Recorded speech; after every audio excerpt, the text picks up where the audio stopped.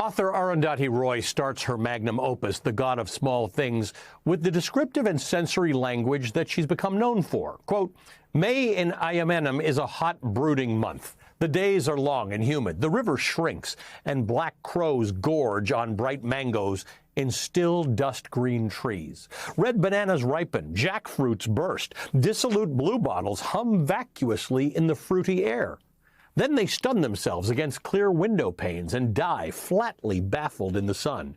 The nights are clear, but suffused with sloth and sullen expectation, end quote. Shortly after that, we meet our dual protagonists, Rahel and Estha, fraternal twins, a girl and a boy, connected by a sort of clairvoyant alchemy. The God of Small Things is their story, but the tragic events that punctuate their childhood and shape their adulthood are set into motion by their rebellious and formidable mother, their manipulative grand-aunts, a so-called untouchable, and their grandparents. Set in the small Indian town of Ayamenam, the God of Small Things moves back and forth in time, shifting between Rahel and Estha's childhood in 1969 and adulthood in 1993. Roy's writing, at times almost surreal in its lyricism, is masterful. It's complex. It's emotionally resonant. Roy uses different tools to propel the story further, including the use of repetition, like the narrative refrain, things can change in a day, and unique syntax that combines words together for effect. This novel is an Indian story. It's a post-colonial story, but it's a universal story. The God of Small Things deftly explores many things: the complexity of family dynamics, the power of love to both heal and harm, trauma, connection, shame, and pride. Ultimately, though, it's a story about how external life, dirty politics, and rigid society shape the way that we love and the empathy that we feel. Quote, perhaps Amu, Estha, and she were the worst transgressors. But it wasn't just them. It was the others, too. They all broke the rules. They all crossed into forbidden territory. They all tampered with the laws that lay down who should be loved and how much. It really began in the days when the love laws were made, the laws that lay down who should be loved and how, end quote. It's impossible to overstate the influence of The God of Small Things. The 1997 winner of the prestigious Booker Prize, The God of Small Things, was and still is an international sensation. It helped change the perception of Indian literature on the world stage, and it helped bring Indian literature to a global audience. And despite the accolades, the award wins, and the sheer number of sales, this novel has faced bans and challenges in both India and the United States for its frank depiction of sexuality and exploration of social taboos. And to be clear, the novel does contain sex. There's a moment in the back half of the novel that explores what makes a story great. Quote, the great stories are the ones you've heard and want to hear again, the ones you can enter anywhere and inhabit comfortably. They don't deceive you with thrills and trick endings. They don't surprise you with the unforeseen. They are as familiar as the house you live in or the smell of your lover's skin. You know how they end, and yet you listen as though you don't. In the way that though you know you one day will die, you live as though you won't. In the great stories, you know who lives, who dies, who finds love, and who doesn't, and yet you want to know again. And The God of Small Things? It is a great story, one worth reading again and again. Today's meeting of the Velshi Band Book Club is officially underway. Today we're joined by Arundhati Roy, an author whose debut novel won her the prestigious Booker Prize in 1997. The God of Small Things has been read and reread over and over since then. It's a true contemporary classic, and it is today's Velshi Band Book Club feature. Welcome to the club. Thank you. Thank you.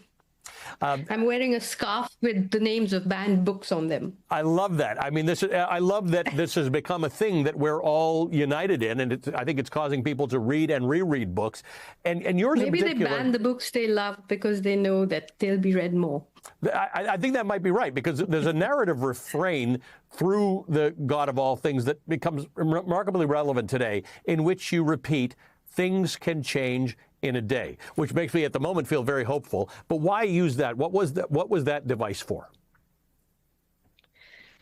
I don't know whether it was a device, but that's what happened in The God of Small Things. And I think sometimes we think history moves very slowly on slow wheels, but sometimes it snaps into action in a way that is It's happening in the world right now, right? I mean, in the scheme of things, what's happening is happening very suddenly, whether it's in the US or India or in so many countries.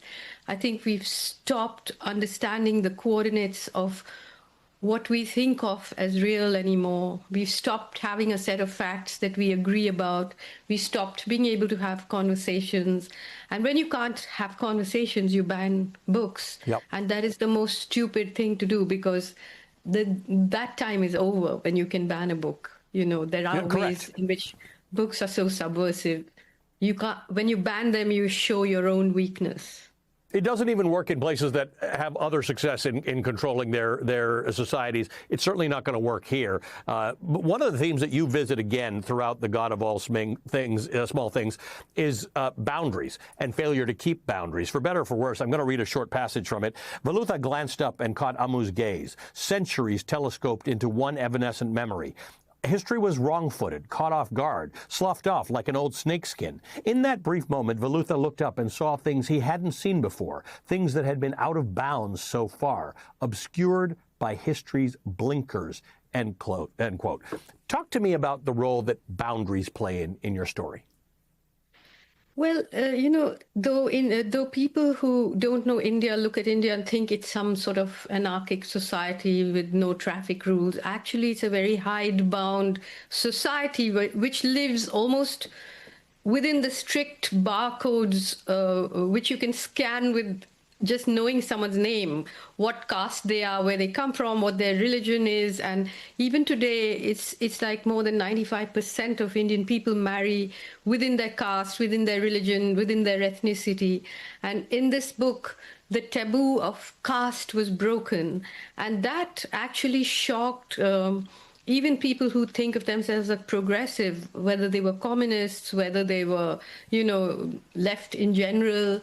There was a case filed against me for corrupting public morality and obscenity, and it went on for years before it was dismissed. Almost everything I write, I get a case filed against me, and have even been to prison for something that I refuse to apologize for, and so on. Yes, and all of your stuff has some level of controversy around it, and yet you persist. So this new concept in America of book banning, we've been banning books for 500 years around the world, but what is new to us is not new to you. You have experienced this because you touch third rails all the time. I think that's, I think that unfortunately what happens now is that even if you're sort of non-establishment mainstream, you're still looking for some kind of a constituency, whereas I feel that sometimes the job of a writer is to explore those boundaries, be unpopular, get into trouble if you have to. As long as you're not doing it like a manifesto, you have to continue to be beautiful, work on your craft, be true to your heart in some ways. But to be told that you can write this, but you can't write this, you can say this, you can not say that, it just sets off something in my head. I can't play by those rules. I just cannot. That's the universality of your book, right? We could describe it as an Indian story and an Indian novel, but in fact, the things you explore in the book are universal, including, by the way, family dynamics, including how family responds to external stresses. Tell me a little bit more about that. So this is what is so beautiful about literature, that it joins people while the rest of the world is trying to divide people by passports and borders and visas and nuclear weapons and so on.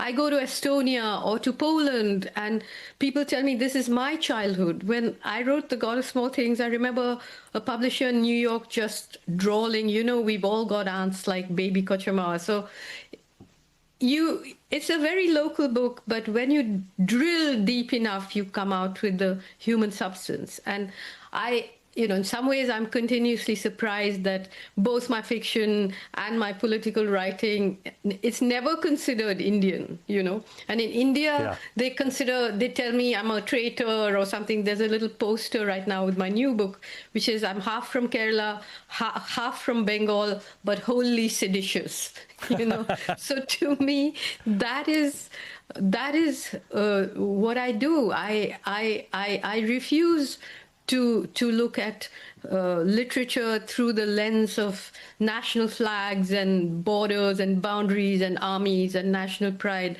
I'm on record saying that I think flags are colored bits of cloth that shrink wrap your brain while you're alive, and they use as a shroud to bury you when you're dead.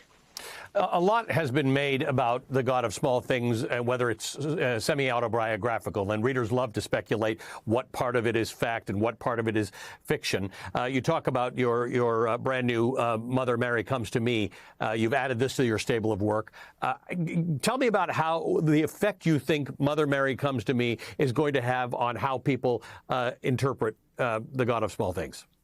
The God of all things. Well, it's interesting because, I mean, it's not just people. Sometimes it's me. You know, I right in the beginning of the God of Small Things, I have a little, of Mother Mary Comes to Me. My mother was Mary, and I said that I actually left home when I was 16 because 17, and then actually cut off all ties when I was 18, but then returned later.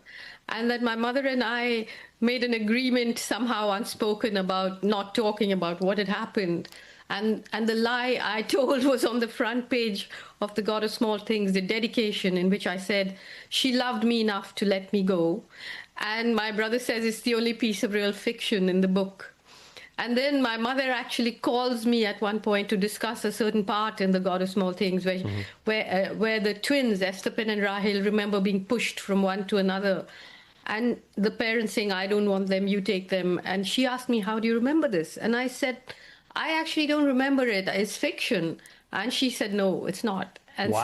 So, you know, this mixture of memory and imagination and fiction, we're such a soup of all that. So Mother Mary Comes to Me is about that soup and about...